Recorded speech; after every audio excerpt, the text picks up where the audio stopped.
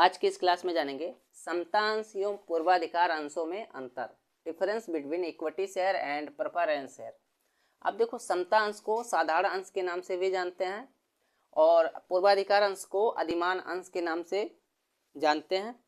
लाभांश का अधिकार, देखो इन अंशों को पूर्वाधिकार अंशों पर लाभांश देने के बाद यदि लाभ शेष रहते हैं तो लाभांश मिलता है। मतलब कहने का अर्थ यह है कि समता अंशधारियों को पूर्वाधिकार अंशों पर लाभांश जब दे दिया जाता है, ठीक है, उसके बाद यदि लाभ बचता है तो इन्हें लाभांश मिलता है और नहीं बचता है तो नहीं मिलता है।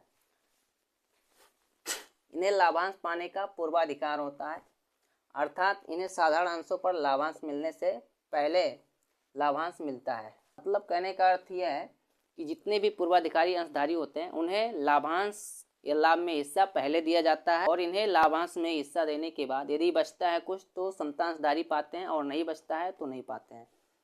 पूंजी की वापसी, इन अंशों के अधिकारियों को पूर्वाधिकार अंशों की पूंजी वापस करने के बाद यदि शेष रहे तो पूंजी वापस पाने का अधिकार होता है। और समता अंशधारियों को या इनके अधिकारियों को पूर्वाधिकार अंशों की पूंजी वापस करने के बाद यदि कुछ बचता है या शेष रहता है तो समता अंशधारियों को पूंजी मिलती है और इन्हें कंपनी के समापन की दशा में साधारण अंशों की अपेक्षा पूंजी वापस पाने का पूर्वाधिकार होता है। और मतलब कहने का अर्थ यह है कि जब कंपनी का समापन होता है तो जितने भी पूर्वाधिकारी अंशधारी होते हैं उन्हें पहले पूंजी वापस कर दिया जाता है और उनको वापस करने के बाद यदि कुछ से पूंजी बचती है तो समता अंशधारी उसके बाद पाते हैं। मताधिकार, देखो ऐसा मताधिकार जो है अंशों की अनुपातिकता में मिलता है और इन्हें मत देने का जो अधिकार है अंशों की रेशियो के हिसाब से मिलता है। पूर्वाधिकार अंशधारियों को केवल कुछ दशाओं में ही मत देने का अधिकार होता है। मतलब जितने भी पूर्वाधिकारी अंशधारी होते हैं उन्हें कुछ ही दशाओं में मत देने का अधिकार होता है।